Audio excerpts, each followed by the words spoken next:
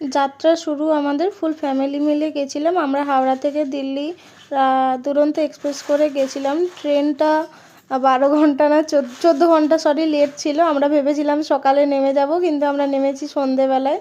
তো এটা হলো আমাদের দুজন ট্রেনের সাক্ষাৎ করা বন্ধু। এরা খুব আমাদের সাহায্য করেছিল, মেট্রো স্টেশন পর্যন্ত আমাদের লাগেজ বইয়ে দিয়েছিল। এই যে আমাদের ফুল ফ্যামিলি পিকচার। তখন তো ভাবিনি যে ভিডিও করব।